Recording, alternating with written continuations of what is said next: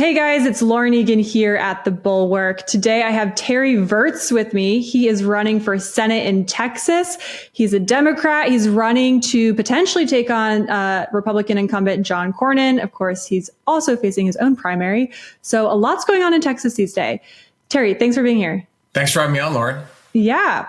So I want to talk about your campaign launch video. I found it to be really interesting for a few reasons, but the first thing I want to start out with is that you not so subtly took a bit of a jab at Democratic leadership in your video, particularly Senator Chuck Schumer. And so I'm curious, if you were to win this primary and if you were to get elected to the Senate in 2026, would you vote for Schumer to be the leader of the Democrats? Well, first of all, one of my favorite parts about that launch video was that I was in a World War II, one of the very first World War II Jeeps, which was a lot of fun to film, and in the space shuttle cockpit to film the video there. But the direct answer to your question is no. The Democratic Party is in really bad shape right now, and this moment demands that we get in better shape.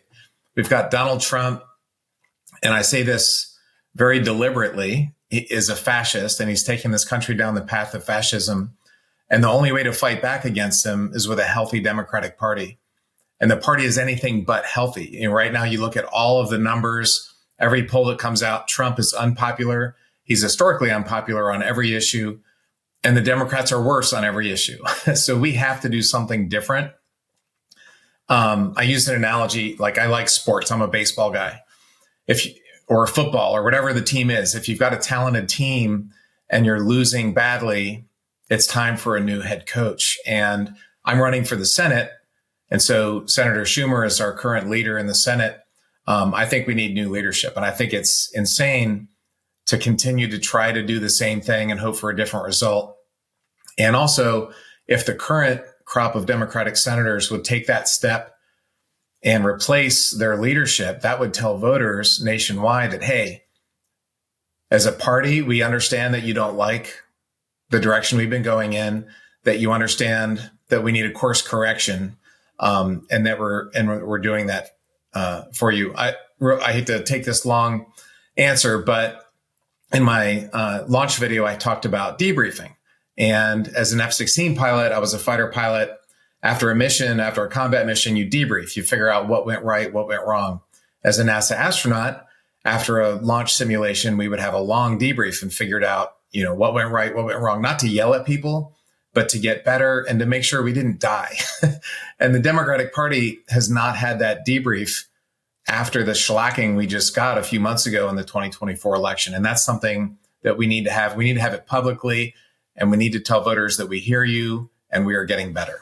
Yeah, I mean, the DNC right now is conducting like a post-mortem sort of analysis on the 2024 election, which the chair, Ken Martin, has said he's going to release later this fall, I believe. But I'm curious, like, what else do you think the party needs to do? Is it like having an open and honest conversation about how Joe Biden was allowed to sort of run for re-election in the first place? Is it having, more frank assessments about where the party went wrong on working class voters? Like, what does that look like to you more specifically?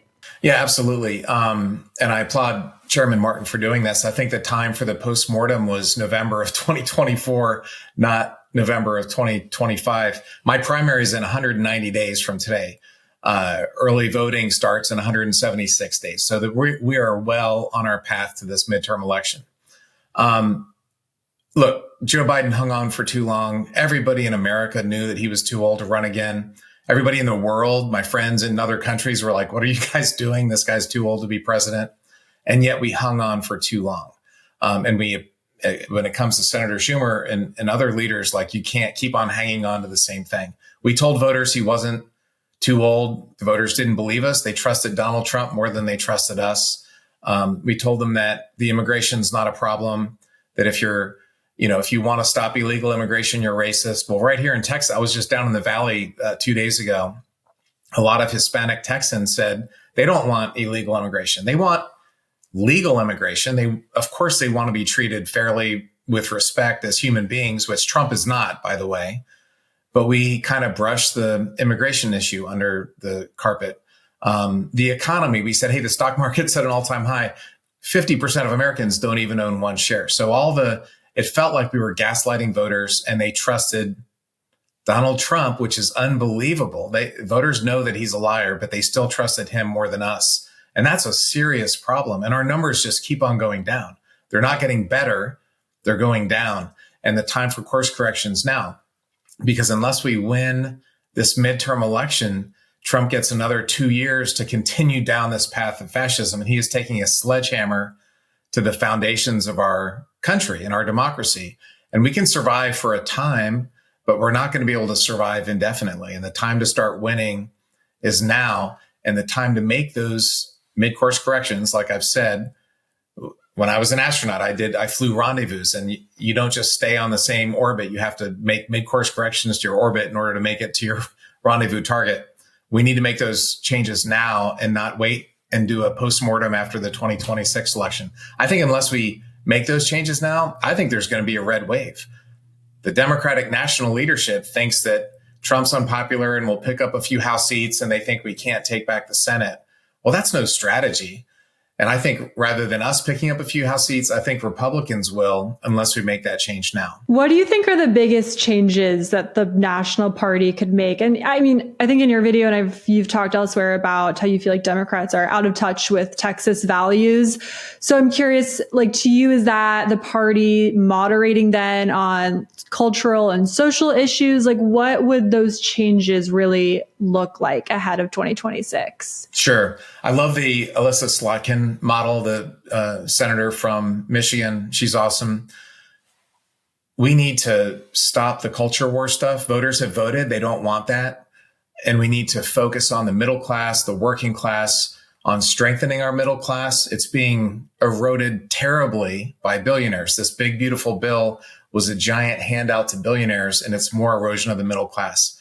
We need to give working class people, and we need to give poor folks the opportunity to make it into the middle class. I'm a product of the middle class. My parents were not, they weren't born there, but they made it into the middle class. I went to a public school, and that public school education is what gave me the opportunity to go to the Air Force Academy, which is what allowed me to be an F-16 pilot and test pilot, and eventually astronaut. I want all Texas kids to have that opportunity. So as a party, we need to stop the culture war stuff. We need to treat everyone with kindness and respect, which, by the way, this president, Trump, is just evil. They're racist. They're horrible when it comes to that. But our focus needs to be on middle class issues. That's what people care about. And we need to get back to that. Just like it worked for Senator Slotkin in Michigan, it'll work here in Texas. I'm going to add one more quick thing. There's 3,200 counties in America. 2,000 of them are rural. Like most of Texas is rural counties, right? Bill Clinton in the 90s won more than half of the rural counties. The Democratic Party appealed to working class people. That number's been going down. Kamala Harris won 8%. And we just saw the New York Times had a story that came out that there's 30 states where you can actually register as a Republican or Democrat. Here in Texas, you don't, but in 30 states, you do. In all 100% of the 30 states, Democrats lost ground in the last two presidential elections, and Republicans gained ground. It was a net 4.5 million voter loss. If I was flying the F-16, that would be a giant red warning light going off in my cockpit, right? That red warning light's going off for our party. We need to stop on the culture war stuff that plays well in San Francisco and Manhattan. That doesn't work here in Texas. And we need to focus on middle class issues, the middle class that's getting gutted, income inequality and all that, healthcare costs, education. There's a lot of issues we need to focus on. That's what voters want. And that's, as a party, we need to make that change. You're obviously, running in a primary first, and it's probably going to be a fairly competitive primary. Colin Allred has already announced that he's running. You've got other folks like maybe Beto O'Rourke who might get in the race, James Tallarico. So what's your plan, or how do you kind of think about how you can break through this like attention economy, and all those folks have pretty high name ID, and you're relatively, you're a newcomer to politics. So what's your plan, and how do you think about running this primary race? Well, the ground game plan is to get out, see the state. I've been all across the state last week. This week, I'm going to Austin and Dallas and Midland, and there's going to be a lot of miles put on my truck.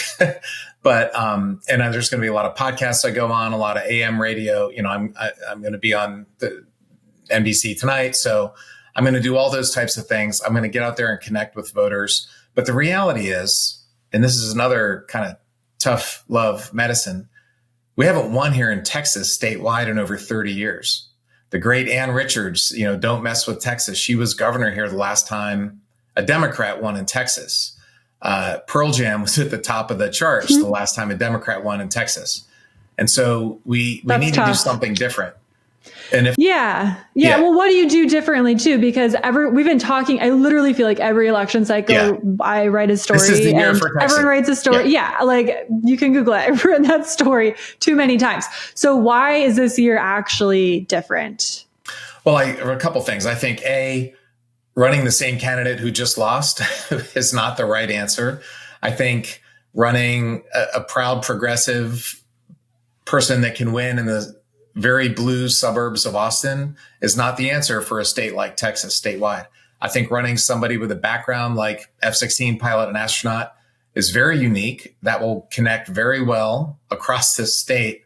And we need to try something different, because if we don't, we'll keep on getting the same results. And I think the message shift to let's focus on the middle class, let's focus on economic issues, that plays really well here in Texas. We have a big ranching economy and a farming economy, and we have these problems with screwworms. While Trump is completely gutting the federal government, we had measles outbreak here in Texas a few months ago. The news just came out today that the local officials were trying to call the CDC and no one was answering the phone because they were fired or they were afraid to talk about measles. And so we need a government that works for Texans. And I think that messaging, plus having a different type of person. I'm not a politician. This worked in Arizona with my friend and colleague, Mark Kelly. And look, if Arizona has an astronaut senator, then Texas needs one. Texas can't go without one. Yeah, I was going to ask, have you and Mark Kelly had any conversations about this? Has he given you any advice about how to run? We have, yeah. And he's talked me through it. He told me, you know, I was deciding, do I want to do this or not? And he had a lot of great things to say about the job of senator. The job of senator is very different than the job of astronaut, but it's an important one. And, you know, when I was 17, I went to the Air Force Academy. I raised my right hand to support and defend the Constitution of the United States against all enemies, foreign and domestic. We have that domestic enemy today, and we have lots of foreign enemies today. And I feel like my service needs to continue. This is the time that the country needs it. This is not necessarily, I didn't spend my whole life thinking, well, I want to go through steps A, then B, then C to be a politician. That's not why I'm doing this. I'm doing this because the country is in bad shape. And I'm afraid if we keep on doing the same thing here in Texas, we're going to have Senator Ken Paxton. You had mentioned John Cornyn. John Cornyn is the weak and pathetic Republican who just does whatever Donald Trump tells him. Ken Paxton is the evil, mean, and corrupt man who's going to win the Republican primary. He's been indicted. He's been impeached. He survived his impeachment by one vote in the Texas Senate. Think about that. The Texas Republican House impeached this guy just a few years ago. That's how bad he is. And he's way ahead in the polls. So Texas is going to have Senator Ken Paxton unless the Democrats do something better and actually step up and win for the first time in 30 years. And doing the same thing, I don't think is going to win. If I thought so, I wouldn't be running, but I don't think it will. I think we need to try a different type of candidate like me. Yeah, well, when you say that too, you know, different type of candidate, we need to try something new. And you kind of alluded to this in your announcement video, that you felt like the national party kind of played too much of a role in picking candidates. Talk to me about like what you mean by that, and if you're worried that the DSCC, which is the Senate arm of the Democratic campaign, are you worried that they're going to get involved? Have you had conversations with them? What does that process kind of look like? And do you think, you know, just to push back on that a little bit, like in a state like Texas and in the Senate map right now that Democrats are looking at, like they've got to pick up every single state that they possibly can, because this map is very, very challenging for them in 2026.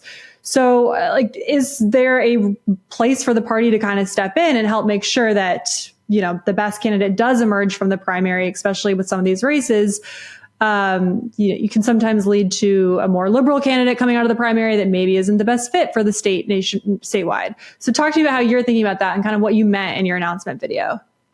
Yeah. So I think the Texas voters ought to pick their senator. I think most Texas voters would object very strongly to a guy from New York picking their next senator. I think the National Party needs more Texas, and Texas does not need any more Washington, D.C. That's for sure. Colin Allred is Chuck Schumer's handpicked candidate. The National Party has a pretty bad track record of picking candidates. They're trying to get involved in the Michigan race. Voters don't want that. They're trying to get involved in the Maine race. They're trying to run somebody who I think will be 78 come election time. Voters don't want that. So I think the best thing for them to do is to let the primary happen, see what the voters want. We've got 47 senators. So basically we have lost. And so we need to let the voters choose. Look, the Democrats have tried going without a primary. And how did that work out for us, right? Like, we parachuted Kamala Harris in. We said, democracy, democracy, democracy. We have to save democracy. And then we didn't even have a primary. I think if Kamala Harris had gone through the primary process and if she had won, we would have President Harris today. But American voters, and most of them are not Democrats, most of them are not Republicans too, most of them are independents, but they looked at that and they went, well, why? They're telling us democracy matters and we're not even having a primary. And sometimes the National Party tries to do the same thing in Senate races. And I think it's time to let Texas voters decide if they want to run the same guy again and try the same thing, or if they want to try something different, run a fighter pilot and astronaut. And I think that's up to Texas voters and not up to the senator from New York. Well, Terry, thank you for being here. Good luck with everything, and keep us updated on your campaign. Thanks for having me on. If people are interested, my website is terryvirts.com. So come check it out. Check out that cool launch video with the World War II Jeep and the space shuttle cockpit.